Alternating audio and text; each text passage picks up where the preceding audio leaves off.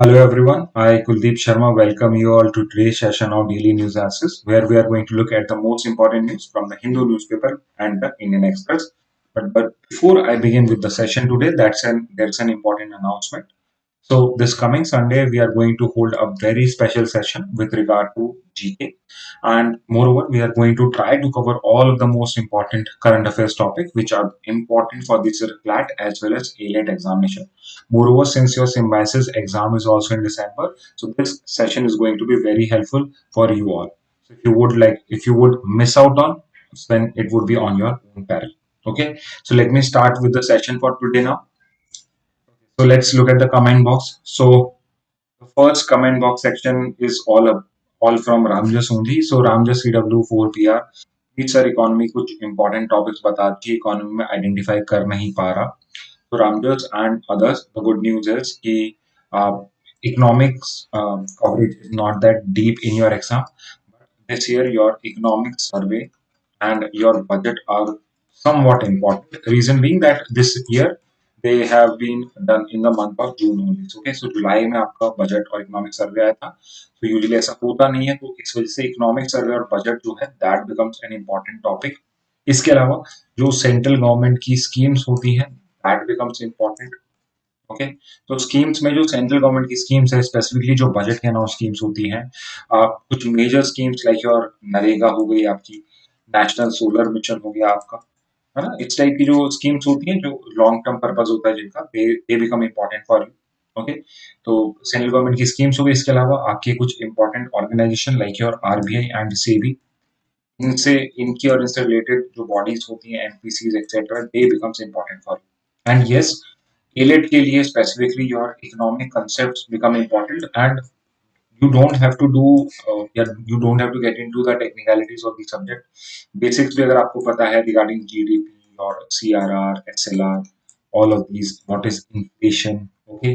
ये टॉपिक्स अगर आपको समझ में आते हैं प्राइस इंडेक्स और ये सब तो इट्स वेरी इजी क्योंकि यूजुअली इसी पे ही आता है जैसे कि ग्रोथ और डेवलपमेंट में क्या डिफरेंस होता है इस टाइप के कंसेप्ट ही आपकी इकोनॉमिक्स में आते हैं so you can cover out on the basics of economy if you are a CLAT plus students आपकी दो इकोनॉमिक्स की क्लासेस होती हैं एंड वी मेक श्योर कि ओनली रेलिवेंट आपको पढ़ाया जाए और दो क्लासेस में सिर्फ रेलिवेंट जो इकोनॉमिक्स का बेसिक्स है वो कवर किया जाता है मोरओवर कुछ एक्स्ट्रा इन्फॉर्मेशन होती है that is also provided and आपके करंट अफेयर्स क्लासेस में बजट और इकोनॉमिक सर्वे तो डिटेल में कवर है ही okay sir please explain about project 75I of navy and AIP तो प्रोजेक्ट 75I जो है ये नेवी का आपका नेक्स्ट सबमरीन प्रोजेक्ट है इसके अंदर में हम डीजल इलेक्ट्रिक सबमरीन्स बना रहे हैं there would be again diesel electric submarines ठीक है और how is it different from its previous programme which was project 75 तो प्रोजेक्ट 75 में भी हमने सबमरीन्स का ही प्रोजेक्ट था पहले 30 प्लस सबमरीन्स बनानी थी अब हमने इसमें फिर फाइनली 6 सबमरीन्स का ही डिसीजन लिया और वो 6 सबमरीन्स हमने फ्रांस की हेल्प से बनाई है ओके तो प्रोजेक्ट 75 78 में डिफरेंस क्या है तो जो आपने ये एआईपी लिखा है AIP stands for air independent propulsion stands for air independent propulsion AIP and this is a better technology हम प्रोजेक्ट 75I के अंदर में एआईपी टेक्नोलॉजी यूज कर रहे हैं with the same kind of submarine इसमें हमने 6 scorpion class submarine scorpion class is basically एक जो पहली सबमरीन का नाम होता है किसी भी सीरीज में उसी के नाम पे उसका क्लास पड़ जाता है कि बेसिकली ये जो इस पर्टिकुलर टाइप की जो सबमरीन बनेंगी इनकी क्वालिटीज क्या होंगी इनके स्पेसिफिकेशंस क्या होंगे तो इस क्लास के सबमरीन के सारे specification at least scorpion class scorpion submarine के बराबर होंगे तो हमने डीजल इलेक्ट्रिक सबमरीन फ्रांस के साथ बनाई थी प्रोजेक्ट 75 अब प्रोजेक्ट 75I नेक्स्ट है जिसमें हम एयर इंडिपेंडेंट प्रोपल्शन यूज करेंगे so what is this air independent propulsion तो प्रोजेक्ट 75 के अंदर में जो टेक्नोलॉजी हम यूज करें डीजल इलेक्ट्रिक के लिए उसके लिए they have to come out in the open water after every 40 days यानी मैक्सिमम 2 days के लिए सकता है बट इस एआईपी में हम क्या है फ्यूल सेल को यूज कर रहे हैं फ्यूल सेल्स यूज करेंगे and what is the benefit of using fuel cells कि आपके जो फ्यूल सेल्स होते हैं they allow the submarines to be submerged in the water for a longer period of time तो आप ज्यादा टाइम तक अंडर वाटर रह पाओगे so their detection becomes a little bit tougher okay आपको बार बार सरफेस पे नहीं आना पड़ता है to get oxygen to take जो फ्यूल यूज कर रहे हैं आप उसको ऑक्सीडेशन के लिए आपको आना नहीं पड़ता है सरफेस लेवल के ऊपर पे, सो you can be under water for a very long time. Okay, next पे आते हैं सर, मिशन मॉन्स्ट्रम क्या है? तो मिशन मॉन्स्ट्रम को हम अभी डिस्कस कर लेंगे after the comment box. I made a separate slide, ठीक है, उसमें हम डिस्कस कर लेंगे। It's a very simple thing कि हम थोड़ा सा अपडेट कर रहे हैं हमारे मीटरोलॉजिकल डिपार्टमेंट को, दैट इज मिशन मॉन्स्ट्रम, इसको भी करेंगे हम। Ramjas sir, important legislation and judgement नहीं पता लग पा रहे, please help. For Ramjas and others, there would be a MIT or a separate session, whatever it would be, but it would be separate session after October 15. October 15 के बाद ही ये sessions possible हो पाते हैं, because by that time we are sure कि what are the important legislation in judgement. More जैसे जैसे आते जाते हैं, जैसे आज भी हम वन नेशन वन इलेक्शन को डिस्कस करने वाले हैं, उसके रिलेटेड क्या क्या कॉन्स्टिट्यूशनल प्रोविजंस है, क्यूरेटिव पेटिशन हम एक आज डिस्कशन करेंगे एक छोटा सा, उसमें इम्पोर्टेंट जजमेंट कौन सा था उसको भी हम डिस्कस करेंगे। तो रेगुलर इंटरवल्स पे आपके जजमेंट्स और लेजिस्लेशन डिस्कस होते रहते हैं जैसे न्यूज में आते हैं। बाकी एक compiled session can is only possible after October 15। I would even go to the extent to say कि नवंबर में हम इसको करेंगे, सो दैट हम पूरे के पूरे आपके वो एक साथ ही बता पाए, उसके लिए हमें अलग से कोई रेमेडियल सेशन ना करना पड़े। ओके, तो that would be my answer. Okay, so now let's look at Ramjas ने क्या क्या आंसर दिए। जेपीसी के हेड, सो वक्फ बिल के जो जेपीसी बनी, ज्वाइंट पार्लियामेंट्री कमेटी, पिछली क्लास में हमने जेपीसी को डिस्कस किया था, उसके हेड है बीजेपी के आपके एक एमपी जगदम्बिका पाल, राइट है। वर्ल्ड से कौन सा एक वायरस है जो इरेडिकेट हो चुका है और इन्फेक्शन है, वो है स्मॉल पॉक्स इरेडिकेशन। पहले चेचक बोला जाता था, वो अब हम कर चुके हैं। नेक्स्ट, COP30 आपकी United nation framework convention on climate change की कॉन्फ्रेंस ऑफ पार्टी नंबर 30 जो नेक्स्ट ईयर होल्ड हो रही है, वो ब्राजील के अंदर होगी। Again correct. पीएम श्री का फुल फॉर्म पूछा था, and stand for school for rising India, that is also correct. I also ask कि अभी आपकी थर्ड नेशनल एजुकेशन पॉलिसी 2020 में आई है, तो आपकी फर्स्ट और सेकंड कब आई थी? तो फर्स्ट 1968 में थी। ऑल्सो गिव अ हिंट, किससे लास्ट डिजिट को आप एक्सचेंज कर देंगे तो सेकंड एनईपी का आपको ईयर पता पड़ जाएगा, 1968, 1986, 2020। IUCN का फुल फॉर्म था, yes, international union for conservation of nature, that is also correct. India ने फर्स्ट कास्ट सेंसस 1931 में किया था।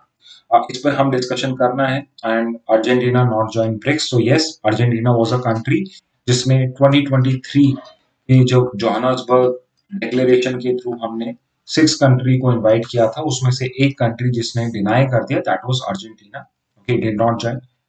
Okay, next, president notify SC list, so इस पे मुझे बहुत इंपॉर्टेंट डिस्कशन करना है, because all of you have given a wrong answer. इसको डिस्कस करना पड़ेगा, प्रेसिडेंट नोटिफाई नहीं करता है एससी लिस्ट को, will discuss this. Next is your 1992 summit in Rio de Janeiro, exactly correct, जिसमें से आपका रिजल्ट निकलता है UNFCCC, framework convention on climate change, United Nation convention on biodiversity and United Nation convention to combat desertification. So all of the questions are correct, but I need to discuss on two things. One is your president notify SELIT and also your caste census. Okay.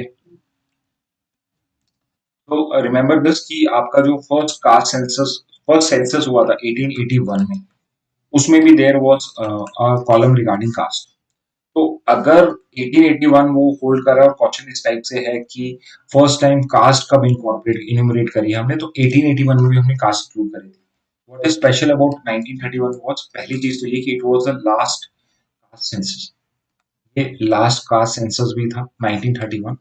And more over यहाँ पे हमने socio economic caste census किया था, एक हम 2011 में कर चुके हैं और एक हमने प्रॉपरली जो करा था वो 1931 के सोशो इकोनॉमिक कास्ट सेंसस में कंडक्ट किया था। Okay, so this is the main difference between 1881 caste census and the 1931। Okay, but अगर 1881 ऑप्शंस में नहीं है तो 1931 would be the correct answer. ठीक है, पहला चीज तो डिस्कशन ही। अब रिगार्डिंग, फॉर एग्जांपल, अगर if I look at the answer of Kinjal as poetic, president is responsible for identifying the SCH list. Again, this is not true. So remember this, under Article 341 and Article 342, the list of SCs and STs are there. Under 342A, have creation of your social and educationally backward class commission, okay, or OBC commission. Now, as per these articles, the first time the list was prepared by president. So all of you are not wrong. If I have asked you, who created the list of SCs and ST for the first time. But if you will look at the second clause of these articles, 341 clause 2, 342 clause 2, you will find out that now it is only the parliament, now it is only the parliament which has the power to add or remove. It has which has the power to add or remove a particular caste from the list. So remember this: the president does not have the power. Okay, the president does not have the power. Only the first time when the list was created for the first time of all three SC, STs, OBC, it was created by president. But now, if you want to make any changes into these lists, it is to be done by the parliament only. Okay. Okay, so let me look at these particular answers also. 1932, no, it's 1931. If even if you want to talk about the socio-economic caste census, full form of Palestine is correct. Rio de Janeiro Summit, PMC, 1968 and 1986 would be the second. BRICS 2027, Argentina is okay. Yes. Krish Rathore, president is responsible for addition of caste. Again, so every one of you has not answered it correctly. Rest of the answers are correct. Okay. The Billion biography, President IUCN Rio de Janeiro. Yes. Uh, Kanishka also has provided the right answers. Can you please cover daily exercise policy and CM resignation detail again, please, in the next session? So yes, Mommy H4Z. Uh, daily exercise policy की इसको हम बहुत simple से तरीके से कर लेते हैं.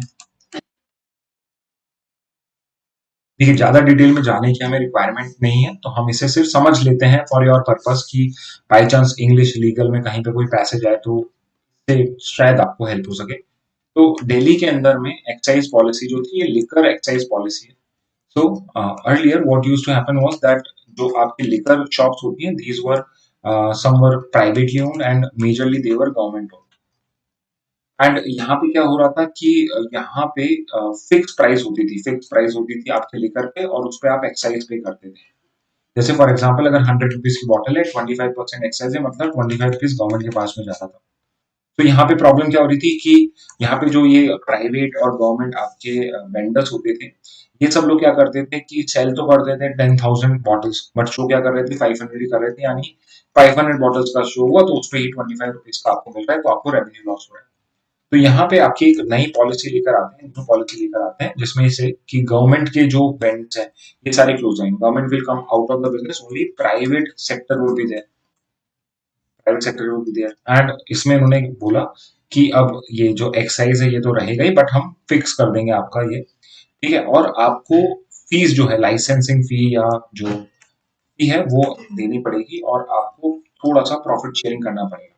तो यहाँ पे प्रॉब्लम क्या होती है कि यहाँ पे ऑक्शनिंग होनी थी, तो आपने नए वेंट्स ओपन करे, उनके लिए ऑक्शन होना था. तो ऑप्शंस में आपने क्या करा, कंडीशंस बहुत ऐसी कर दी कि सिर्फ पर्टिकुलर लोग ही उसमें आपके इलेक्ट होके या ऑप्शन में पार्टिसिपेट कर पाएंगे. फॉर एग्जांपल आपने लाइसेंसिंग फी बहुत हाई कर दी, तो आपने इसमें लाइसेंसिंग फी पहले लैक्स में थी, फिर उसको सीधे 5 करोड़ कर दी. फॉर एवरी इवेंट आपको 5 करोड़ से ऊपर का करना पड़ेगा. तो यहाँ पे आप देख पा रहे हो कि ओनली जो बड़े आपके लिकर बैलेंस हैं सिर्फ वो ही कर पाते हैं, ठीक है. इसके अलावा एक और इसमें आपने चेंज कर दिया था कि अर्लियर मैन्युफैक्चरर जो होते थे they can not be part of this. Manufacturer जो है वो आपका वेंडर नहीं बनेगा. वाई? बिकॉज अगर मैन्युफैक्चरर ही वेंडर बन रहा है तो सबसे कम प्राइस में वो ही अवेलेबल करा पाएगा, तो मैन्युफैक्चरर्स को अलाउ नहीं होता था, बट यहाँ पे इस कंडीशन को भी वॉयलेट कर दिया गया. उसके अलावा देयर वाज अ कंडीशन की जो आपके लिकर वेंड्स होंगी these would not be open in residential area, in near schools, temple etcetera. तो आपने ये वाली जो परमिशन थी इसको भी आपने प्रॉपरली फॉलो नहीं किया, आपने अलॉटमेंट्स हो गए और बाद में प्रॉब्लम है. यहाँ पे आपका ईडी और सीबीआई उन्होंने केस फाइल किया अगेंस्ट द आम आदमी पार्टी गवर्नमेंट. ये जो ऑप्शन की कंडीशंस हैं एक्सेट्रा हैं ये आपने इसलिए इस टाइप से रखी सो दैट कि आप सिर्फ स्पेसिफिक लोगों को फायदा पहुंचा सको. और आप उन स्पेसिफिक लोगों को फायदा इसलिए उठा रहे हो, आप पहुंचाना चाह रहे हो because they are going to provide you with election money. They are going to provide you money to fight elections. तो गोवा में इलेक्शंस थे, तो गोवा में इलेक्शंस के लिए यहाँ पे जो ये प्राइवेट वेंडर थे, स्पेसिफिकली इसमें एक साउथ ग्रुप का नाम आता है. साउथ ग्रुप इज बेसिकली जो तेलंगाना के जो बड़े आपके मैन्युफैक्चरर्स थे और जो इनके ट्रेडर्स थे आपके लिकर के, वो लोग साउथ ग्रुप के पार्टिसिपेंट थे, और वो दे बिकेम या they got licence of many of those bands in the south of Delhi, not in the south Delhi but in certain regions of the. तो वहां पे इन लोगों का इन्वॉल्वमेंट हुआ, और यहाँ पे ईडी ने ट्राई किया ये फाइंड आउट करने का कि जो साउथ ग्रुप है इसने लिकर बैंड्स के लिए कैसे आम आदमी पार्टी को पैसा दिया। ओके, यहाँ पे क्या होता है कि जो आपके आम आदमी पार्टी में मनीष सिसोदिया जिन्होंने ये आपकी स्कीम बनाई थी, उनका नाम आता है, फिर आपके संजय सिंह है उनका नाम आता है, आपके अरविंद केजरीवाल है, उनका नाम आता है कि इन्होंने ही ये पॉलिसी इसलिए इस टाइप से ड्राफ्ट करी सो दैट इनको इसका बेनिफिट हो जाए। ओके, तो ये बहुत सिंपल तरीके से मैंने आपको दिल्ली एक्साइज पॉलिसी समझाने का ट्राई किया है। और यहाँ पे सीएम रेजिग्नेशन इससे अनरिलेटेड है। सीएम इज क्लेमिंग कि the BJP is alleging that I am a corrupt politician, so I am going to resign and I am going to not sit on this particular seat unless until I am declared not guilty. जब तक court मुझे not guilty declare नहीं करता है, I am going to as a sign of protest against this kind of misuse of the law, I am going to resign from my post and I am only going to come back as a chief minister when the court set me free. तो इस type से उन्होंने resignation करा, जो एक political decision ज्यादा है rather than administrative decision. Okay, इसके बाद इट्स कर्मा पूछ रहे हैं, sir my मॉक्स GK score is 17 to 20, so is it is good. So Karma, if you are a Clacker student, please come and talk to us ki, or also bring your mock. So everyone, if you ever come to me regarding your mock score, not just for GK but overall analysis, please bring 2 to 3 mocks और उनको analyse करके लाइएगा। At least Clacker students को मेरा यही suggestion है। तो हम उसको प्रॉपर्ली डिस्कस पाएंगे, but again Karma, it's very hard to tell you कि आपके मार्क्स स्कोर सही है या नहीं है, बिकॉज ये बहुत सब्जेक्टिव है depending on the mock which you are giving. Difficulty level क्या था, उसके अंदर क्वेश्चन किस टाइप के थे, कौन सा सेक्शन आपका बी चल रहा है, तो it depends. But 17 to 20 on an average is average marks. अगर आप कंसिस्टेंटली 17 to 20 ला रहे रिस्पेक्टिव ऑफ मॉक का लेवल क्या हो रहा है, then it means it's a very good performance. But it's not good अगर कोई इजी मॉक आ रहा है और एवरेज स्कोर क्लास का इंक्रीज हो रहा है बट आपका फिर still stuck between 7 to 20, then it's a problem.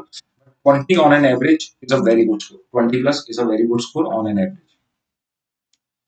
It's Karma ka was caste census in Mayo 1872 first. Okay, so first thing, it's not caste census. It was the first census of India by Lord Mayo in 1872 and first official census by Lord Ripon in 1881. It's me, 22 last उस पे है ये सब, but we say that state cannot promote a particular religion by opening temples for a particular religion. Isn't it promoting it? तो it's me, आपने गलत context लीजिए, इसका गलत अंडरस्टैंडिंग डेवलप कर ली। तो आपका जो आर्टिकल 25 है वो ये कहता है कि अगर कोई पर्टिकुलर टेम्पल है जिसके अंदर में एंट्री अलाउ नहीं है, तो जो एंट्री अलाउ नहीं है उसको ओपन करना है। एंट्री, ओपनिंग टेम्पल से मतलब यहाँ पे एंट्री अलाउ करना। ओके, तो अगर दलित को एंट्री नहीं है किसी हिंदू टेम्पल में, सो उसको टेम्पल को ओपन करना है फॉर एंट्री ऑफ दलित। ठीक है, तो ये प्रमोशन नहीं। बाकी Dwivedi Jagdangapal is head of JPC appointed by Speaker of Lok Sabha. Yes. Kanishka, President responsible. Okay. Again, see, if none of you has given the right answer, it is not President, it is the Parliament. Okay. Jai Personal 2020 Big Summit was held in Johannesburg. Argentina did not. Again, see, the President, again, not President, but the Parliament. Sir, an MIT session on elections would be really helpful. So, Jay Personal, please come on the 26th of September, this Sunday, on the in the Indira Gandhi Auditorium. वहाँ पे we are going to have a discussion regarding elections also, and after this particular session, we are going to concentrate on the MITs also. Ria Jat 4607 South Africa Big Summit 6th member rejected first class since 31. UC in Rio de Janeiro, Brazil, COP 30. Okay, so all of you have given mostly correct, but there was a explanation required for the caste census 1881 में जो पहला census हुआ उसमें cast भी हमने enumerate करी थी. Proper census with regard to socio-economic condition took place only in the year 1931. After independence, the first time we did a survey on socio-economic caste is in the year 2011. 2011 survey में एक SECC भी हमने conduct कराया था regarding who identifies or who notifies the SEC list. The original list was drafted by the president, but if we want to do any addition or removal of a caste, Any modification of those lists, it can be only done by the parliament. Okay, by law. तो एक mission मौसम आपने पूछा था, तो mission मौसम is basically कि हम जो हमारा वेदर को प्रिडिक्ट करने के वेदर प्रिडिक्शन के जो हमारे पास टेक्नोलॉजी है उसको इम्प्रूव करने की इम्प्रूवमेंट इन टेक्नोलॉजी, उसके लिए हम ये मिशन मौसम लॉन्च करें। इसका 2000 करोड़ का बजट है। बेसिकली वेदर प्रिडिक्शन की एक्यूरेसी, क्योंकि अभी आप यू मस्ट हैव सीन कि आप गूगल पे या कहीं पे भी सर्च करते हैं रिगार्डिंग की what is the predicted rainfall etcetera, and you would see कि जब भी आपके गूगल में आ रहा है उसका उल्टा ही होता मिल रहा है। उसका मतलब क्या है कि आपके जो मॉडलिंग के जो आपने इंस्ट्रूमेंट यूज कर रहे हो they might not be correct, उनका जो कैलकुलेशन है that might not be correct. Okay, so इसमें हम better radar satellite other forecast को यूज करेंगे। Okay, so this is your mission Mausam only, same चीज ही है यहाँ पे, इन सबको यूज करा जा रहा है। इम्प्लीमेंटेशन कौन करेगा? तो obviously Indian meteorological department will be involve. तो जो इम्प्लीमेंटेशन पार्ट है वो आईएमडी ही होल्ड करेगा, एंड इसके बाद जो टेक्निकल पार्ट है it would be dealt by IITM your which is in Pune and national centre for medium range weather forecasting. तो ये जो दो सेंटर्स हैं ये दोनों भी इम्प्लीमेंटेशन का पार्ट होंगे, और मेजरली टेक्नोलॉजी कौन से रेडार यूज करने हैं, कैसे उनको बेटर क्यूरेट करना है, all of this would be done by these two other organisation. Okay, so this is your short explanation regarding mission. ओके, सो अब हम आज की न्यूज पे स्टार्ट करते हैं। सो हिंदू की फर्स्ट न्यूज थी, India abstains from voting on United nation general assembly resolution against Israel occupation.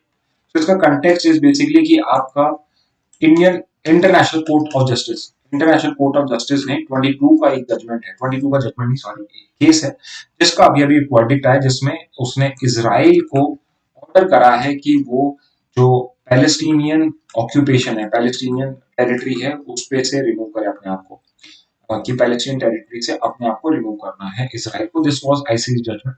तो इस पर्टिकुलर आईसीजे जजमेंट पे, this was not a judgement but an advisory opinion, please correct yourself, कि ये एक एडवाइजरी ओपिनियन था। So you know कि opinion हमेशा non binding होती है, advice is also non binding. ये भी नॉन बाइंडिंग था, बट यहाँ पे आईसीजे ने ये एक एडवाइस दी, और दिस ओपिनियन और this advice was given because 22 के अंदर में आपकी यूनाइटेड नेशन जनरल असेंबली ने ही आईसीजे से उनका पॉइंट ऑफ व्यू पूछा था, लीगल एस्पेक्ट्स पूछे थे regarding Israel's occupation of Palestinian territory. तो उस चीज के लिए उन्होंने ये पर्टिकुलर एक रेजोल्यूशन अडॉप्ट किया है, जिसके अंदर में टू थर्ड मेजोरिटी से इसको पास किया है।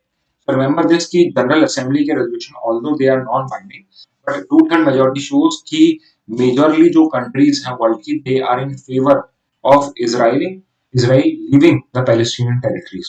Okay, although इसमें अपडेट है कि India has abstain from voting. तो वन लाइनर में ये भी पूछा सकता है कि इंडिया ने फेवर में वोट किया, अगेंस्ट में करा, एब्सटेन करा, या इट वाज एब्सेंट टोटली।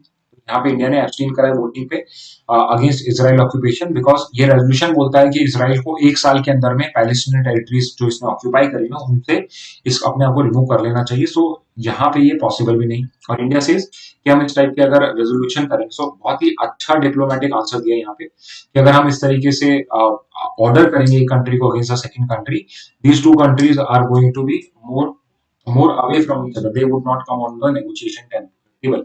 हमें इस टाइप के रेजोल्यूशन अलाउ करने चाहिए जिसमें वो एक डायलॉग के बारे में बात करें कि both Israeli leaders as well as Palestinian leaders should come on the same table and they try to sort out their differences and try to find a solution.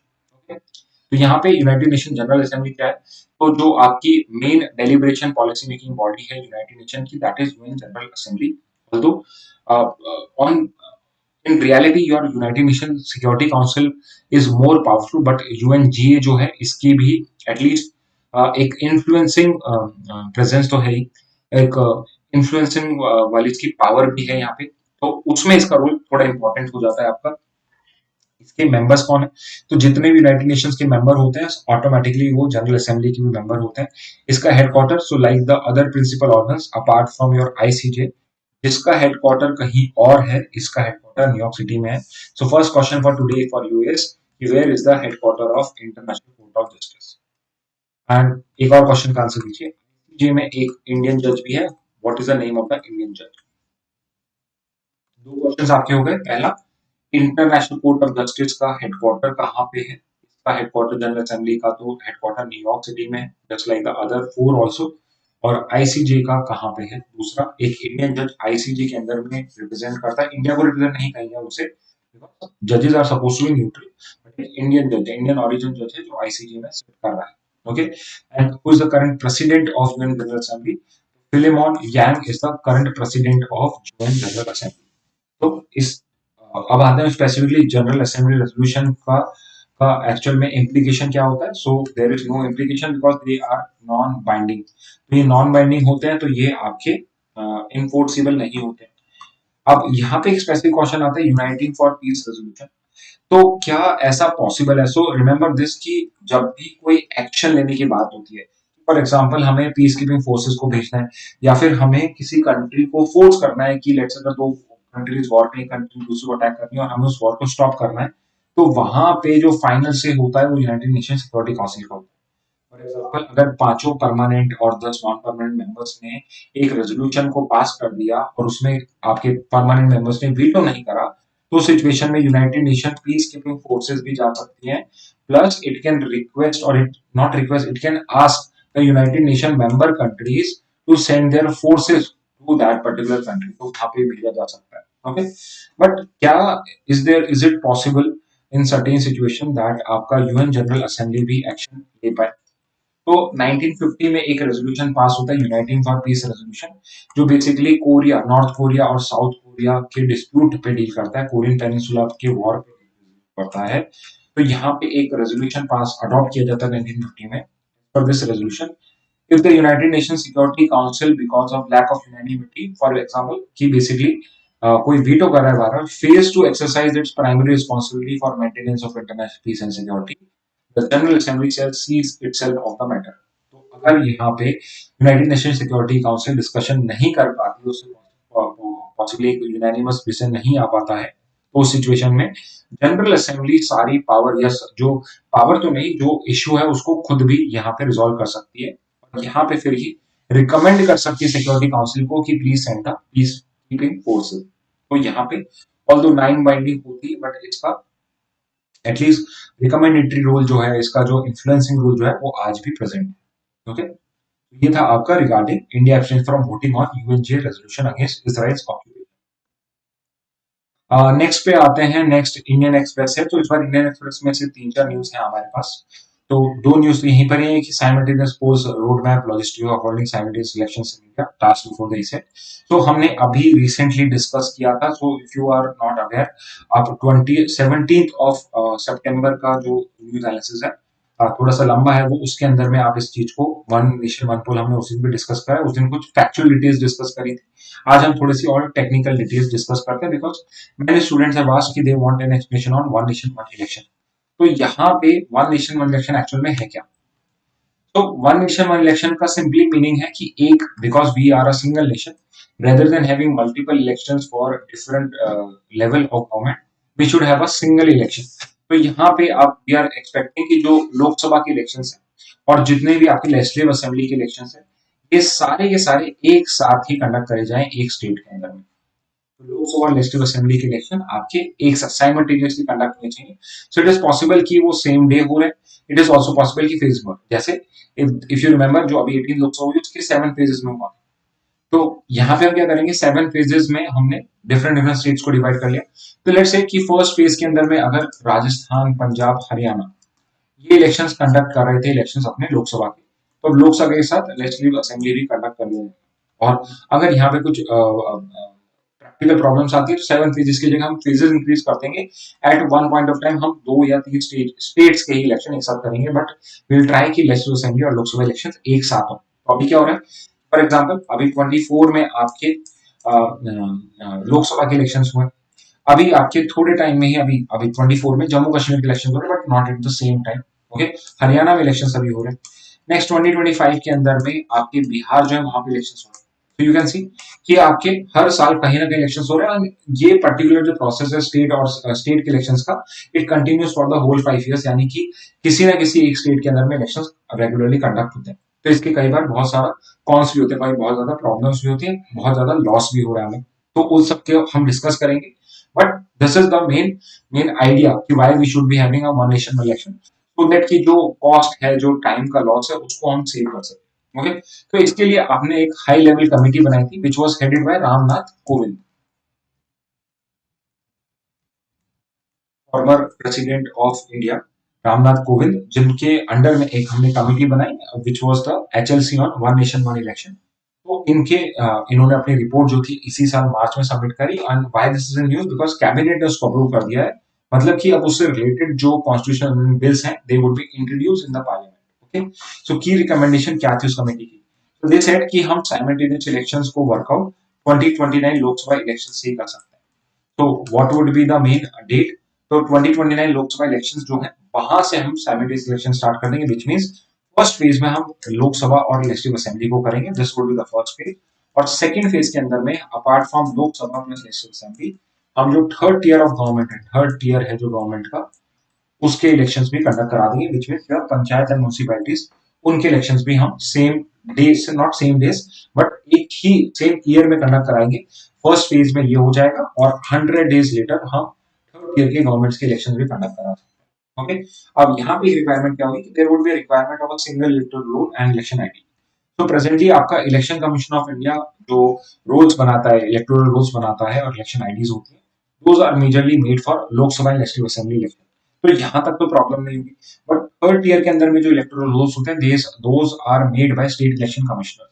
तो यहाँ पे देयर इज अ रिक्वायरमेंट कि हम एक single electoral role होगा और एक single national election ID होगी आपकी, फोटो एपिक जो होता है आपका इलेक्टोरल फोटो आइडेंटिटी कार्ड, उस पर्टिकुलर कार्ड का एक सिंगल कार्ड होगा जो आपको Lok Sabha assembly as well as जो लोकल इलेक्शन है आपके, उन सब के लिए same ID and same electoral use होना स्टार्ट हो जाए। ओके, तो वो प्रिपेयर करना है। इसके बाद सबसे इंपॉर्टेंट पार्ट है इसका कि इसमें कुछ कॉन्स्टिट्यूशनल अमेंडमेंट्स रिक्वायर्ड होंगे। तो इसमें पहला रिक्वायरमेंट क्या होगा कि there is a requirement of choosing a particular date after a Lok Sabha election. Lok Sabha election के बाद हमें एक पर्टिकुलर डेट फिक्स करनी पड़ेगी एंड इस डेट के बाद जितने भी आपकी स्टेट असेंबलीज हैं वो सब एंड हो जाएंगी।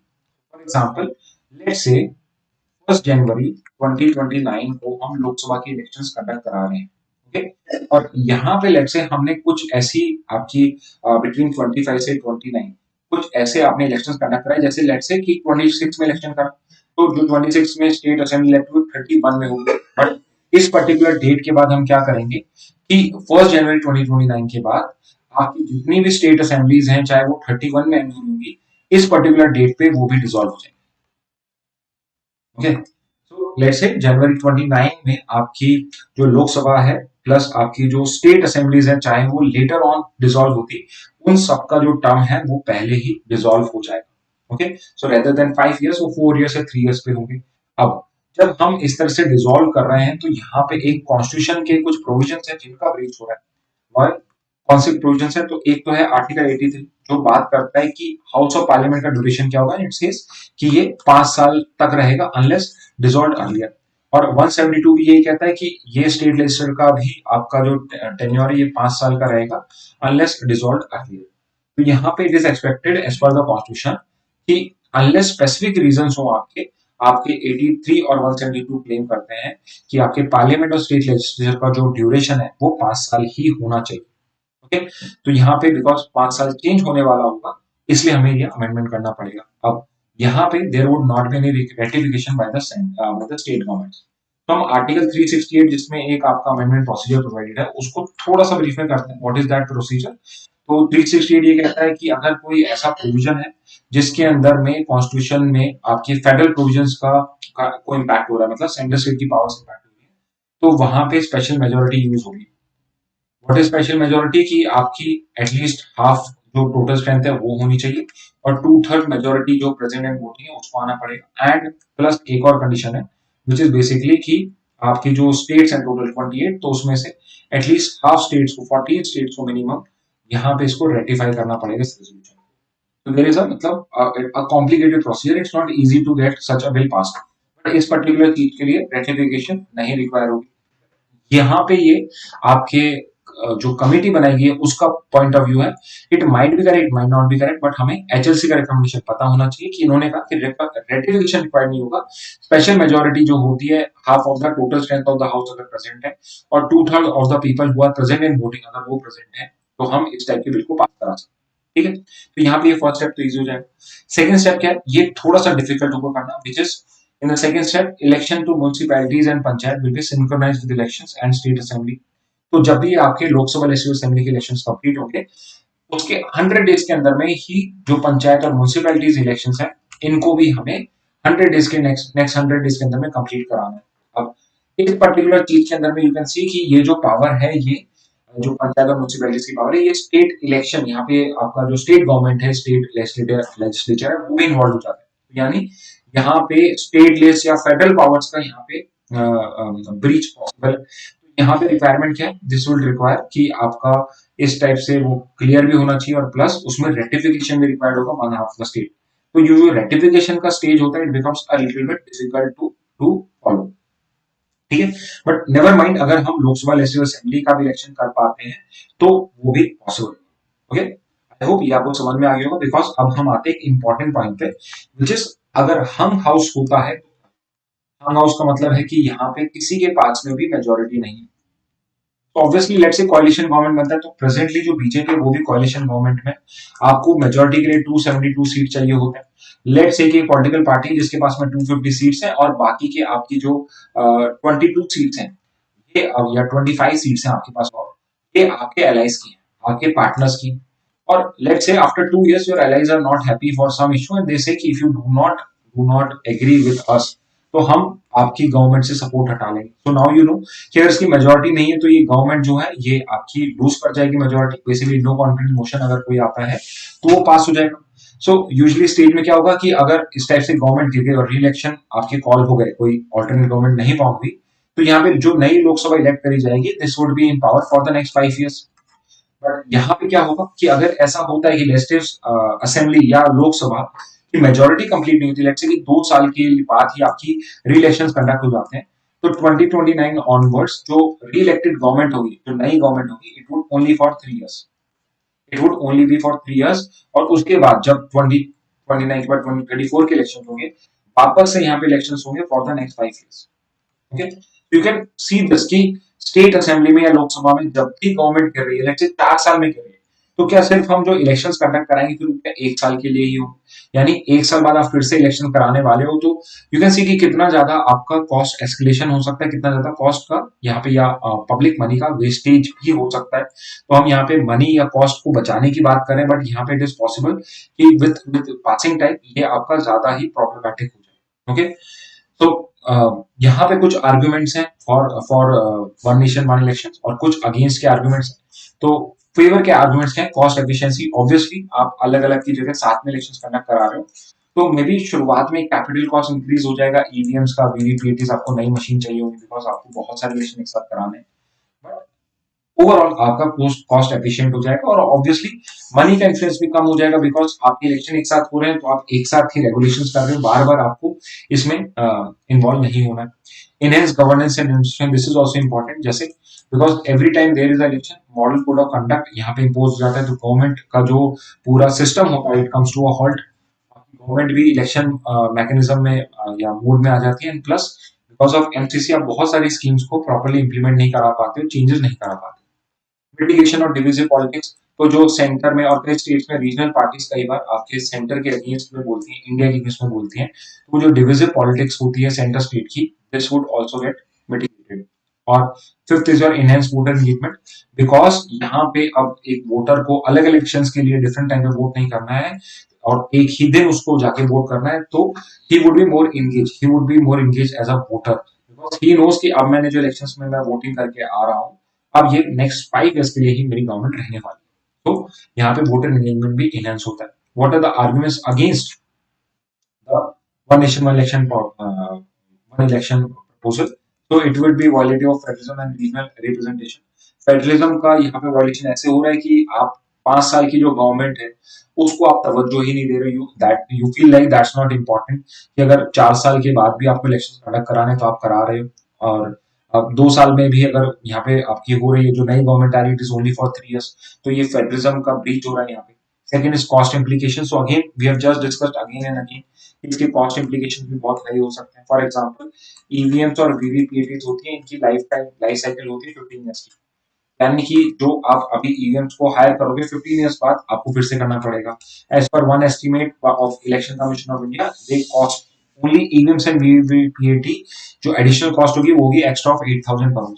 आप एक्सपेक्ट कर सकते हैं इसको इन्फ्लेशन ऐड करके कि 15 साल बाद जो ये कॉस्ट होगी सिर्फ ईवीएम्स वीवीपीएटी की, that will be 10,000 crore. More over आपको सिक्योरिटी के लिए भी चाहिए होगा, सिक्योरिटी इम्प्लीकेशन होंगे। तो आपकी जो बहुत सारी जो आर्म फोर्सेज हैं they would be required for conduction of election. तो यहाँ पे आप जब एक साथ इलेक्शन हो रहा है तो बहुत ज्यादा आर्मी को आपको शिफ्ट करना पड़ेगा। सो इसके सिक्योरिटी इम्प्लीकेशन हो सकते हैं। Third is impact on accountability and representation. तो ये एक बहुत इंटरेस्टिंग चीज है कि यहाँ पे if you will go into a village, तो वहां पे दे वांट कि आपके इलेक्शंस ऐसे कंटिन्यूअसली होते रहने चाहिए। व्हाई? बिकॉज यहाँ पे कंटिन्यूअसली अकाउंटेबिलिटी क्रिएट होती रहती है। फॉर एग्जाम्पल की एक लोकसभा में एक आपने एमपी चुन के भेजा, तो वो 5 साल में बहुत बार, यू मस्ट हैव हर्ड कि एक बार आया उसके बाद उसने शक्ल भी नहीं दिखाई, शक्ल दिखाने भी नहीं आया। तो यहाँ पे क्या हो रहा है, वो एमपी एक बार इलेक्शन फाइट करके चला गया है, तो अब 5 साल के बाद ही वो वापस वोट मांगने का, तभी वो वापस सुनेगा। सिमिलरली एक एमएलए जो है वो भी आपके एक बार जब वोट मांगने आ रहा है तब सुनेगा, और सिमिलरली आपका जो सरपंच है वो भी 5 साल के इलेक्शन में एक बार आएगा और उसके बाद 5 साल बाद ही वो आपकी सुनेगा। बट यहाँ पे क्या हो रहा है, एटलीस्ट 3 बार तो ऐसी सिचुएशन अराइज हो रही है कि यहाँ पे लेट्स से कि बीजेपी का एमपी है, बीजेपी का एमएलए है और बीजेपी का सरपंच है। तो यहाँ पे अगर एमपी अच्छा काम नहीं करेगा तो एज एन एमएलए जो वोट मांगने रहा कहेगा मैं बीजेपी के पर्सन को वोट नहीं दूंगा, बिकॉज आप काम करते ही नहीं। तो आप कहते हो कि आप करोगे, तो आपके एमपी ने भी कहा, तो हाउ डू आई बिलीव कि आप। तो यहाँ पे क्या हो रहा है कि यहाँ पे एक आपका अकाउंटेबिलिटी मैकेनिज्म क्रिएट हो रहा है, ठीक है। और रिप्रेजेंटेशन पे भी प्रॉब्लम होती है। How it is problem on representation, तो ऐसे समझिए कि अगर सेंटर में कोई पावर कंपनी, कोई पॉलिटिकल पार्टी पावरफुल है, तो वो स्टेट पे और आपके जो लोकल इलेक्शन है उनको भी इन्फ्लुएंस कर सकती है। तो यहाँ पे रिप्रेजेंटेशन का भी प्रॉब्लम हो सकता है। And next is your required constitutional amendments, last point required constitutional amendments. So yes, constitutional amendments भी लेकर आने आपको those would not be easy. तो इस वजह से भी आपके वन नेशन इलेक्शन के कुछ आर्गुमेंट्स अगेंस्ट में जाते हैं। ठीक है, अब हम आते हैं, सो this is it for one nation one election. ठीक है, तो इतना ही समझना था। तो पहला तो कि इसके रिकमेंडेशंस क्या थी, तो 5 साल का होता है तो उसकी प्रॉब्लम होगी, और मेन प्रॉब्लम आ रही है बार बार आपको हंग हाउस क्रिएट होने की वजह से, कि जो आपका अगर प्री मेच्योर डिसॉल्व होती है किसी भी रीजन से, तो आप इलेक्शंस भी कंडक्ट करा रहे हैं और फिर वो इलेक्शन के बाद वो गवर्नमेंट सिर्फ और सिर्फ आपकी 1 साल 2 साल ही वहां पे वैलिड रहेगी, उसके बाद उसको रिजाइन करके वापस इलेक्शन फाइट करना पड़ेगा। So it might even lead to more cost. Okay, so कुछ आर्गुमेंट्स फॉर और आर्गुमेंट्स अगेंस्ट हमने डिस्कस करें। नेक्स्ट न्यूज पे आते हैं, India should increase court system capacity, says FATF. तो प्रीवियस क्लास में भी हमने एफएटीएफ को डिस्कस किया था, सो इसको हम फिर से डिटेल में नहीं डिस्कस कर रहे हैं। फाइनेंशियल एक्शन टास्क फोर्स, तो बेसिकली मनी लॉन्ड्रिंग और टेररिस्ट फाइनेंसिंग को रेगुलेट करती है इंटरनेशनल ग्लोबल ग्लोबल लेवल के ऊपर, सो दैट कि कहीं कोई भी कंट्री मनी लॉन्ड्रिंग में या टेररिस्ट फाइनेंसिंग में हो। 1989 में इसको क्रिएट करा था, और G7 जो ग्रुप ऑफ 7 है डेवलप्ड कंट्रीज की, उसके में एक question I would like to ask related to this कि G7 2024 का होस्ट कंट्री कौन है? Which country hosted the G20 summit, and G7 2025 जो next year की summit है, who's going to host the next summit of G7 2025? तो इसके अंदर मीटिंग के थ्रू ही हमने इसे मनी लॉन्ड्रिंग के लिए बनाया था। 2001 में जब 9/11 अटैक्स होते हैं, तो इसको हमने टेररिस्ट फाइनेंसिंग का भी वॉचडॉग क्रिएट कर दिया। इसका हेडक्वार्टर पेरिस के अंदर में, इसके मेंबरशिप इज 39, और अगर मैं रशिया की मेंबरशिप जो सस्पेंडेड उसको इंक्लूड करूं तो 40 हो। ठीक है, इंडिया का एफएटीएफ से रिलेशन कब से स्टार्ट होता है? तो 2006 में हम एक ऑब्जर्वर थे, हम मेंबर नहीं थे, और 2010 में हम इसके फुल मेंबर बन गए। अभी प्रेजेंटली इसके प्रेसिडेंट कौन है? It is Elisa D and Madarazzo. Okay, so she is the president. Blacklist क्या होती है? तो these are countries जो cooperate नहीं कर रही हैं, those who are not cooperating with FATF, यानी कि वो बेसिकली मनी लॉन्ड्रिंग और टेररिस्ट फाइनेंसिंग के अगेंस्ट में या तो प्रॉपर एक्शन नहीं ले रही है या फिर एक्टिवली उसको सपोर्ट कर रही है। तो वो कंट्रीज जो एक्टिवली सपोर्ट करती हैं उनको एफएटीएफ मेंबर कंट्रीज उन पे सैंक्शंस पुट अप कर देती है, और जितनी भी कंट्रीज एफएटीएफ के मेंबर्स हैं, इवन नॉन मेंबर्स हैं, उनको ये प्रॉपर गाइडलाइंस होते हैं, सजेशंस होते हैं कि they are not suppose to, या उनकी जो कंपनीज हैं, उनके बैंक्स हैं, they are not suppose to trade और डू एक्टिविटीज, फाइनेंशियल और monetary activities with the blacklisted country. Currently 3 countries हैं जो आपकी ब्लैकलिस्ट में, Iran, North Korea and Myanmar. Okay, एक ग्रे लिस्ट होती है जिसके अंदर में करंटली 23 कंट्रीज है, और ये एक वार्निंग की तरह है, कि ये एक वार्निंग लिस्ट की तरह है कि if you will not get your act together, तो हम आपको ब्लैक लिस्ट में पुट अप कर देंगे, then it would not be possible for you to conduct your business. Okay, तो ये एफएटीएफ का हम पहले भी डिस्कस कर चुके हैं, it's again the same discussion we are having. Okay, और अभी एफएटीएफ प्लीनरी होती है आपकी, is the highest decision making body. And इसके अंदर में इस बार नंबर इंडिया का था, इंडिया के सिस्टम्स को यहाँ पे क्रॉस चेक करना था। तो यहाँ पे एफएटीएफ ने रिकमेंडेशन दिया कि इंडिया का जो कोर्ट सिस्टम है उसकी कैपेसिटी को, उसकी जो फंक्शन करने की कैपेबिलिटी है उसको इंक्रीज करना है यहाँ पे। तो ये एफएटीएफ का यहाँ पे सजेशन था। ओके, आगे मूव करते हैं regarding white revolution 2.0 to empower women fight malnutrition, Amit Shah. तो अभी आपके एक मिनिस्टर जो अमित शाह हैं वो आपके यूनियन होम मिनिस्टर भी हैं, और हमने एक मिनिस्ट्री भी अभी क्रिएट करी थी कुछ साल पहले ही, और which is the cooperative ministry. और ये आपके कोऑपरेटिव मिनिस्टर भी हैं, जो इनका काम है कोऑपरेटिव ऑर्गेनाइजेशंस को प्रमोट करना। तो आपके अमित शाह हैं जो आपके होम मिनिस्टर हैं और साथ में कोऑपरेटिव मिनिस्टर भी हैं। उन्होंने white revolution 2.0 second version of white revolution को बिगिन करा है, जिसके अंदर में हमने टारगेट क्या रखा है कि हम जो करंट प्रोक्योरमेंट है मिल्क का जो करंट प्रोक्योरमेंट है पर डे, वो 660 लाख से लेकर हम उसे 1000 लाख लीटर्स पर डे करना चाहते हैं। दिस इज द टारगेट कि 1000 लाख पर litre per day, 1000 lakh litre per day हम यहाँ पे टारगेट कर रहे हैं हमारे दूध का प्रोडक्शन करने के लिए। ओके, तो व्हाइट रेवोल्यूशन 2.0 है, तो कभी हमने व्हाइट रेवोल्यूशन 1.0 भी करा होगा।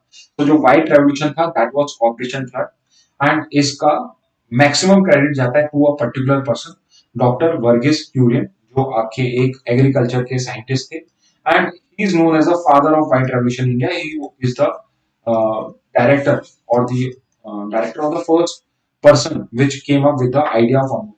So एक क्वेश्चन जो मैं आपसे पूछना चाहूंगा, what is the full form of Amul? एक फुल फॉर्म है, ठीक है, तो ये फुल फॉर्म क्या है इसका, please write down in the comment box, Amul का फुल फॉर्म क्या है।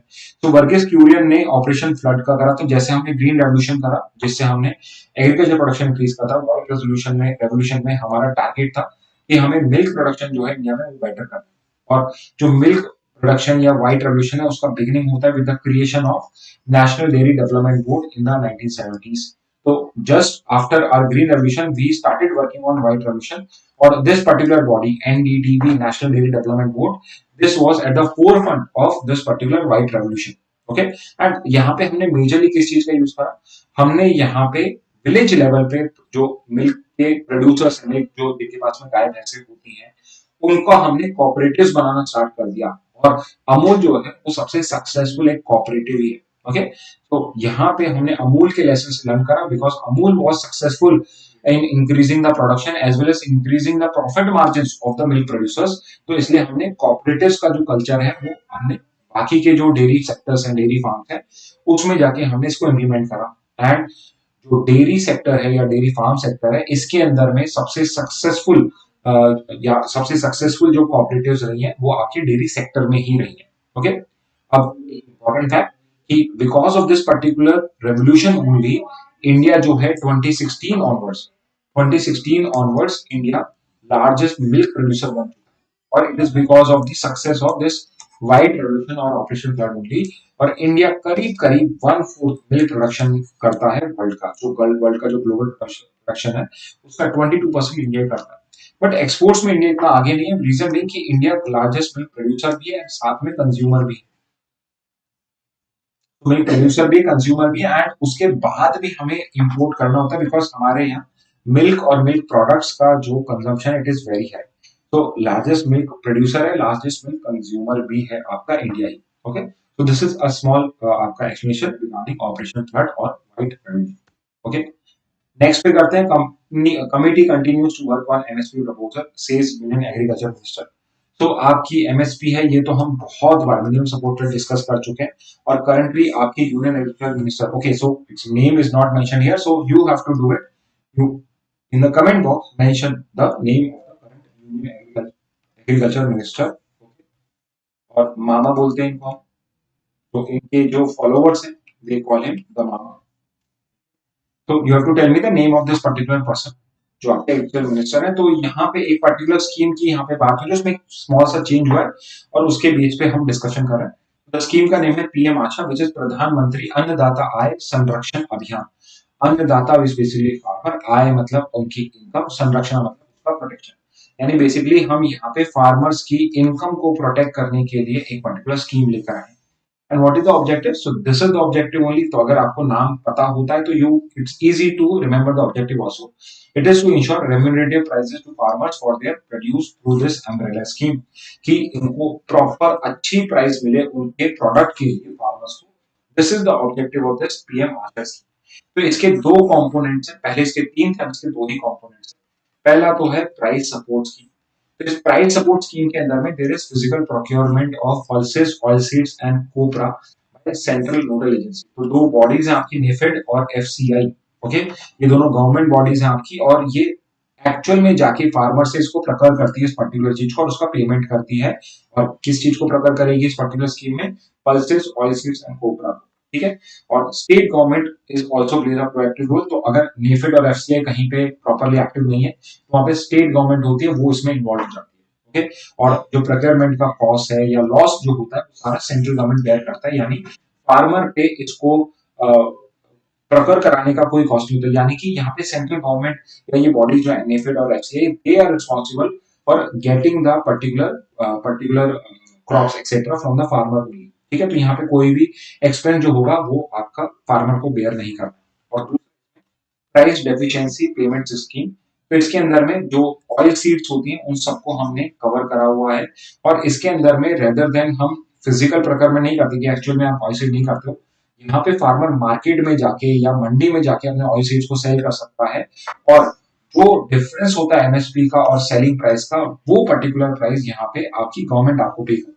तो लेट से कि आपकी जो एमएसपी थी वो 100 रुपीज थी और जो पर्टिकुलर पर्सन है वो 90 रुपीज में ही फार्मर सेल कर पाए, तो जो 10 रुपीज का डिफरेंस है it would be paid bye home, it would be paid by the government. Okay, but इसके अंदर में कोई भी फिजिकल क्रॉप रिक्वायरमेंट रिक्वायर्ड नहीं है, बिकॉज आप मार्केट में जाओगे जो गैप होगा it would be paid by the government और पेमेंट डायरेक्टली फार्मर के bank. Okay, so this was the second component. Third component था जिसको अभी स्क्रैप करा गया, तो ये जो पर्टिकुलर न्यूज़ है it is regarding scrapping of this. तो यहाँ पे एक private procurement and stockist scheme भी थी जिसके अंदर में जो ये प्राइस डेफिशिएंसी पेमेंट स्कीम है, इसके अंदर में ये वाला काम जो था कि जो पेमेंट का deficiency can be done by the private sector also. Private sector भी इस तरीके से कर सकता है और इसको बाद में रीइंबर्समेंट जो होगा कि रेदर देन आप कम यहाँ पे गवर्नमेंट से पैसा मांग रहे हो, प्राइवेट सेक्टर में जो आपके प्रकर कर रहा है, स्टॉक कर रहा है आपके गुड्स को, क्रॉप को, वो ही आपको पेमेंट कर देगा और उसको फिर payment would be done to that particular agriculturist, not agriculture but that trader by the government या स्टेट गवर्नमेंट जिसके पास ये पैसा होगा वो आपके प्रोक्योरमेंट का पैसा देगी। अब इस पर्टिकुलर चीज को स्क्रैप कर दिया बिकॉज कोई भी स्टेट गवर्नमेंट इस पर्टिकुलर पॉलिसी में इंटरेस्टेड नहीं थी, बिकॉज जो पब्लिक प्राइस सपोर्ट स्कीम है और प्राइस डेफिशिएंसी पेमेंट स्कीम है they were working very fine. Okay, so this is regarding your PM Asha scheme. Next पे आते हैं SP just curative pleas by telecom firms on AGR news. तो पहले एक बार इसका न्यूज का कंटेक्ट समझ लेते हैं। तो एजीआर का मतलब होता है आपका adjusted gross revenue, stand for adjusted gross revenue. और यहाँ पे ये एडजस्टेड ग्रॉस रेवेन्यू क्या है? तो बेसिकली यू मस्ट हैव सन कि हमारे जो ये स्पेक्ट्रम का सेल होता है, बेसिकली जो आपकी जितनी भी मोबाइल फोन्स हैं ये वर्क करते हैं, ये जो वेव्स का यूज करते हैं, रेडियो वेव्स का, माइक्रोवेव्स का, और ये जो वेव्स होती हैं ये ट्रैवल करती हैं पर्टिकुलर फ्रीक्वेंसी पे। जिस फ्रीक्वेंसी पे ट्रैवल करती हैं वो डिफरेंट स्पेक्ट्रम्स होते हैं। तो जो स्पेक्ट्रम्स होते हैं ये पब्लिक गुड होता है, ये गवर्नमेंट ओन होता है। तो अगर कोई मोबाइल कंपनी, आपकी कोई टेलीकॉम कंपनी स्पेक्ट्रम्स को यूज करना चाहती है तो इसका राइट बाय करना पड़ता है उस पर्टिकुलर बॉडी को, उस पर्टिकुलर कंपनी को, लाइक एयरटेल जियो को, फ्रॉम द गवर्नमेंट। तो स्पेक्ट्रम को सेल किया जाता है और स्पेक्ट्रम सेल किया जाता है प्लस एक लाइसेंसिंग फी होती है कि अगर आप ये काम कर रहे हो तो इसका आपको लाइसेंस भी देना पड़ेगा। ठीक है, तो ये दोनों चीजों का पेमेंट करना होता है। अब यहाँ पे आप रेगुलरली स्पेक्ट्रम को और लाइसेंसिंग फी को रेगुलरली आप यूज कर रहे हो, एक बार आपको मिल गया, बार बार आपसे नहीं लिया जाएगा। तो यहाँ पे हम गवर्नमेंट ने क्या करा कि बोला कि आपका जो टोटल एजीआर है, एडजस्टेड ग्रॉस रेवेन्यू है, उसका कुछ परसेंट आप हमें रेगुलरली पे करोगे। ठीक है, एज अ पेमेंट में आप क्या करोगे, एडजस्टेड ग्रॉस रेवेन्यू का कुछ परसेंट आप हमें पे करोगे in return for this usage of spectrum. तो यहाँ पे आपका एजीआर का ड्यू आपका 2011 से चल रहा था, और मेजरली इसमें दो इन्वॉल्व है, एक तो है एयरटेल और एक है वोडाफोन। इन दोनों पार्टीज ने जो इनका परसेंटेज ऑफ एजीआर था उसको पे नहीं करा, एंड दे सेड कि जो एजीआर का कैलकुलेशन है it is not proper, because they said कि हम जो एडजस्टेड क्रॉस रेवेन्यू है, कंपनीज का आर्गुमेंट क्या था कि हम एजीआर सिर्फ पे करेंगे किस चीज के लिए, सिर्फ और सिर्फ जो हमारा स्पेक्ट्रम यूसेज है उसके लिए, बेसिकली जो वॉइस कॉल्स है और इंटरनेट यूजेस है सिर्फ उसके लिए करेंगे, बाकी सब में हमारे रेवेन्यू में नहीं आता। बट यहाँ पे आपके टैक्स डिपार्टमेंट ने क्या बोला कि एजीआर के अंदर में सारी जो आपकी टोटल रेवेन्यू आ रहा है, टोटल जो रेवेन्यू सब कुछ उसमें इंक्लूड होगा, ठीक है, और उसका कुछ परसेंटेज आपको देना है। ऑब्वियसली एडजस्टमेंट में कुछ एग्जाम्पल्स हैं, बट मेजरली इसके अंदर में जो आपका इंस्टॉलेशन पे चार्ज है, तो अगर आप इंटरनेट लगाते हैं या फोन लगवाते हैं तो उसका इंस्टॉलेशन फी, अगर आप कहीं पे कुछ लेट फी का यूज कर रहे हो पेमेंट के लिए तो वो भी होगा, अगर आप कोई इंफ्रास्ट्रक्चर को शेयर कर रहे हो, टावर्स को इनको शेयर कर रहे हो, आपने बनाया और दूसरी कंपनी शेयर कर रही है, उससे जो रेवेन्यू होगा वो भी इसमें इंक्लूडेड होगा। कोई आप हार्डवेयर सेल कर रहे हो, जैसे मॉडेम्स होते हैं, उसका भी इसमें पैसा इंक्लूड होगा। कोई इंटरेस्ट रेवेन्यू है, कहीं पे आपने कुछ प्रॉपर्टी पे आपको इंटरेस्ट मिल रहा है तो वो इंटरेस्ट आपका जो रेवेन्यू है वो भी इसमें इंक्लूड हो जाएगा। कोई value added service like roaming etcetera, वो भी इसके अंदर में इंक्लूड हो जाएगा, यानी कि कुल मिला के जितना भी सारा पेमेंट होता है एक्स्ट्रा आपके रेवेन्यू है वो सब भी आपका पार्ट होगा एडजस्टेड ग्रॉस रेवेन्यू का। तो इस पे इशू चल रहा था, तो यहाँ पे क्या हुआ, कोर्ट में, सुप्रीम कोर्ट में केस जाता है, एंड सुप्रीम कोर्ट यहाँ पे जो टेलीकॉम है उनके अगेंस्ट में ऑर्डर पास करता है। बट यहाँ पे उनको एक थोड़ा सा रिलीफ मिल जाता है कि आपको एक साथ पेमेंट नहीं करना है, 92,000 करोड़ रुपीज का पेमेंट है। ओके, तो यहाँ से यू कैन रियलाइज की आपकी जो वोडाफोन आइडिया ये तो इसको पे ही नहीं कर सकती टोटल। तो टोटल है कुछ एयरटेल का है, कुछ वोडाफोन का है, बट 1 लाख करोड़ रुपीज का कुछ इनका यहाँ पे बकाया बच रहा है। तो यहाँ पे आपकी सुप्रीम कोर्ट ने क्या रिलीफ थी कि आपको एक साथ पर पे करिए, आप 10% पर ईयर के हिसाब से या पर मंथ के हिसाब से आप पे कर दीजिए, एक साथ पे करने की रिक्वायरमेंट। तो यहाँ पे एक इन्होंने क्या करा कि जब सुप्रीम कोर्ट ने जजमेंट दिया तो इन्होंने क्यूरेटिव पिटीशन फाइल करी। तो यू हैव टू अंडरस्टैंड कि आपका जो प्रॉपर लीगल सिस्टम है, जो आपका लीगल का सिस्टम है, व्हाट इज इट, कि लेट्स से कि कोई केस अगर लोअर कोर्ट से स्टार्ट हो रहा है तो हाई कोर्ट में अपील, फिर सुप्रीम कोर्ट में अपील, ठीक है, तो यहाँ पे होता है। अब सुप्रीम कोर्ट में अपील के बाद सुप्रीम कोर्ट के पास रिव्यू की पावर भी होती है, जिसको हम रिव्यू पिटीशन बोलते हैं, कि सुप्रीम कोर्ट का जो बेंच है वो फिर से उस पर्टिकुलर केस को रिव्यू कर सकता है। But this particular review is only when there is some procedural, कोई प्रोसीजरली गलत चीज हो गई है, गलत लॉ अप्लाई हो गया है, एरर है कुछ इस टाइप से, तो ही रिव्यू पिटीशन करी जाती है, ठीक है, और ये भी सुप्रीम कोर्ट रूल्स में अलाउड है। और इसके अलावा आपका कॉन्स्टिट्यूशन लॉ कुछ भी अलग आपको कोई भी अलग आपको रिव्यू की पावर नहीं देता है। बट सुप्रीम कोर्ट बिकॉज इसके पास कुछ इनहेरेंट पावर्स होती है, तो इसने एक और नई पिटीशन को अलाउ करना स्टार्ट करा था 2002 ऑनवर्ड, जिसको हम बोलते हैं क्यूरेटिव पिटीशन। यानी कि आपका अपील मैकेनिज्म खत्म हो चुका है, आपकी रिव्यू भी खत्म हो चुकी है, इसके बाद भी आपके पास एक रिजॉर्ट बचता है जो है क्यूरेटिव पिटीशन, बट ये डिस्क्रिशनरी होती है, यानी कि अगर कोर्ट अलाउ करता है तो ही अलाउड होती है। तो यहाँ पे क्या है, अगर आपकी रिव्यू पिटीशन डिसमिस हो जाए तो आपको फाइनल जो रिजॉर्ट बचता है, this is the curative petition. और ये judicial investigation I already told you, कहीं पर भी ये मेंशन नहीं है।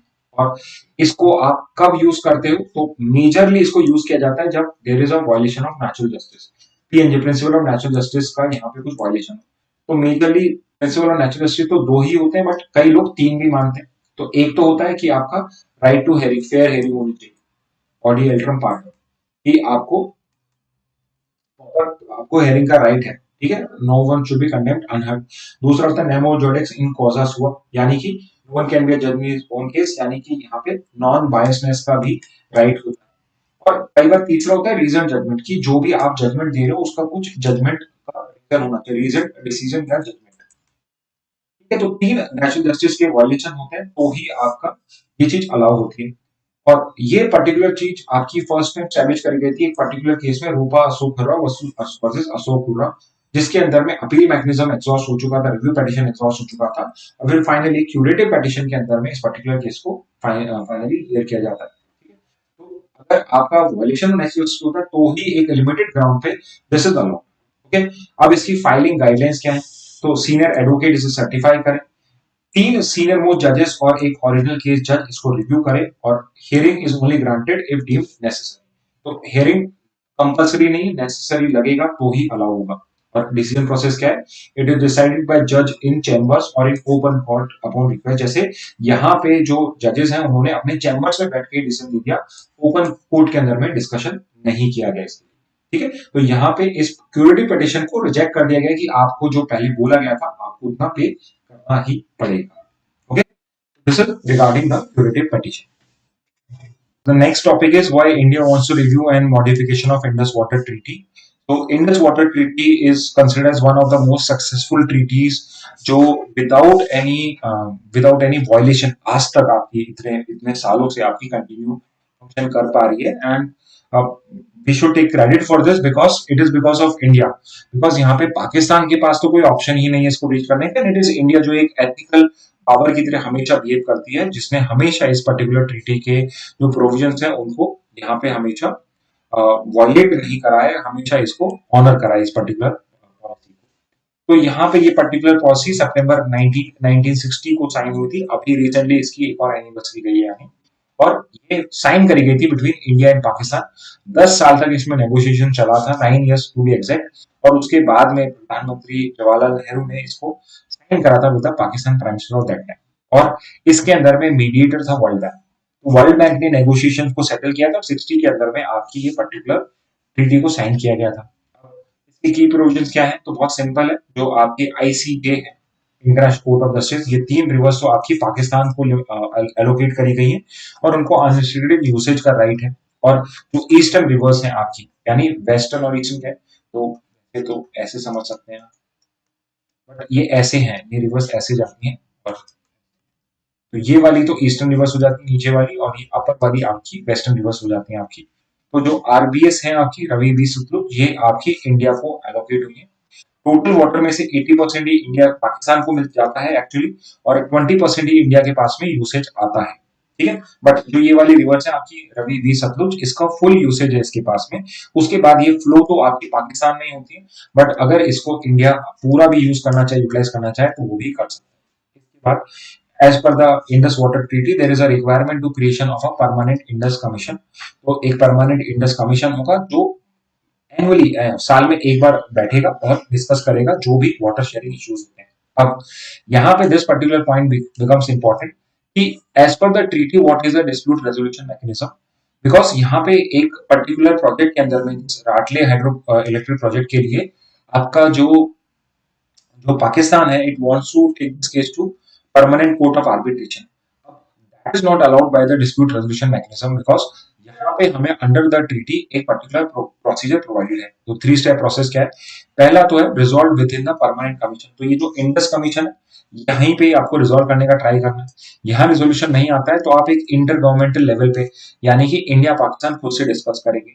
और यहाँ पे भी अगर सॉल्व नहीं हो पाता है, तो अब आप एक न्यूट्रल एक्सपर्ट को या कोर्ट ऑफ आर्बिट्रेशन जो है सीओए वर्ल्ड बैंक का, उसके थ्रू अब आप यहाँ पे डिस्प्यूट को रिजॉल्व कर सकते हो। यानी PCA permanent court of arbitration एक डिफरेंट कोर्ट है, वहां पे आप नहीं जाओगे। यहाँ पे जो वर्ल्ड बैंक का एक कोर्ट ऑफ आर्बिट्रेशन है, या न्यूट्रल एक्सपर्ट जो वर्ल्ड बैंक आपका अपॉइंट करेगा, उसके थ्रू आप डिस्प्यूट को रिजॉल्व करा सकते हो। अब यहाँ पे कुछ ऐसे की प्रोजेक्ट मेंशन है जो जिसके ऊपर में डिस्प्यूट हुआ है।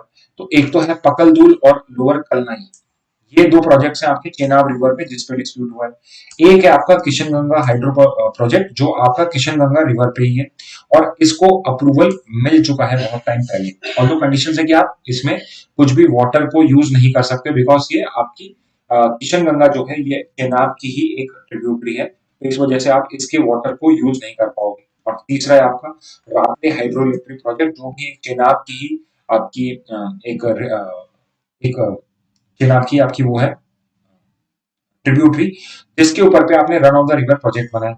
तो किशनगंगा और रातले आपके लिए इंपॉर्टेंट है, बिकॉज इन्हीं पर ही सबसे ज्यादा कंफ्लिक्ट होता है। इनको ही आपके चैलेंज करा गया है, बाय द चैलेंज किया है पाकिस्तान ने कि ये नहीं होने चाहिए। बट यहाँ पे देखिए ये run of the river project है, यानी कि हम इन पर्टिकुलर रिवर्स का जो पानी है उसको सिर्फ हाइड्रोक्सिडी के लिए यूज कर रहे हैं, और बाकी का जितना भी पानी सारा का सारा पाकिस्तान में सेंड किया जा रहा है। यानी हम यहाँ पे भी कुछ भी यूज नहीं कर रहे हैं, कोई भी कंजम्पशन नहीं किया जा रहा है। स्टिल यहाँ पे पाकिस्तान यहाँ पे बार बार इशू अराइज कर रहा है, रेज कर रहा है।